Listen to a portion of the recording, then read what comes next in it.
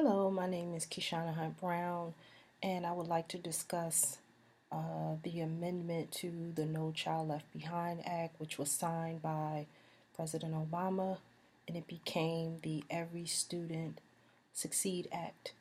As a special educator of 11 years, this holds near and dear to me because it impacts the group or the population of students in which I service. First, I would like to say that it's not fair that these students are held to the same accountability as their cohorts who are at the comprehensive level or higher, who have the ability to read, comprehend, and use numeracy in order to pass these tests. So I would like to set that premise before I begin with the modifications or amendments that I see or feel would implement, if implemented correctly, would help school districts to have higher, I don't want to say higher scores, I want to say a higher success rate of progression.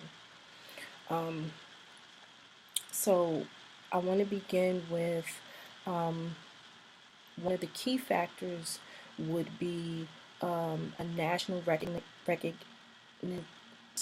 a national recognition of preparing students to be college and career ready. So, with that being said, some of my students may not be able to take an SAT, ACT, or any other type of standardized test of that nature, but would be allowed to focus more on vocational skills, which would also allow them to be productive citizens and to give back to their communities and to society as a whole and to have a feeling of accomplishment. The next part I would like to cover is less testing. As of right now, students take benchmarks exams, summative and formative assessments, informal and formal teacher-made assessments, in addition to standardized tests.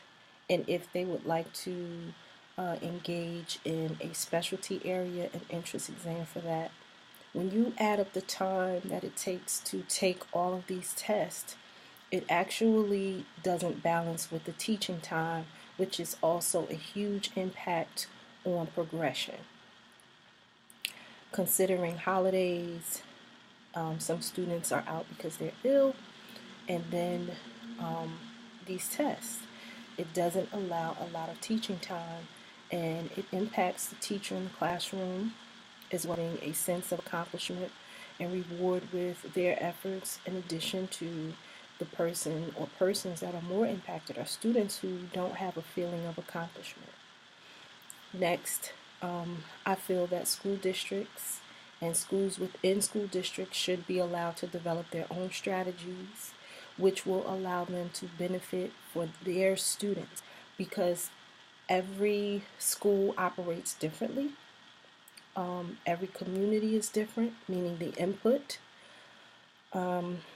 Because you have some schools that are not Title I, which have more resources than schools that are not Title I. You have some schools that make AYP and some schools that have not made it for years and are failing schools and need more support. I think these strategies should be implemented to allow for an area of success instead of pointing the blame at who's not doing what. The other thing would be to also provide resources for students who are less likely to pass these standardized tests or to make the benchmark. And when I say that, I mean more professionals that have the experience in an area, resources that are not intimidating to the student or the teacher.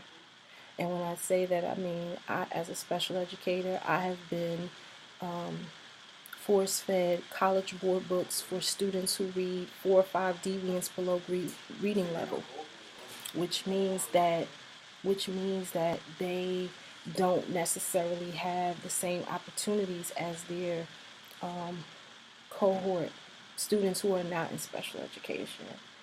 And then lastly, most importantly, I feel like parents and teachers should be provided adequate, sufficient, and unbiased data to help them create lesson plans, unit plans, strategy plans that can help their school and their students.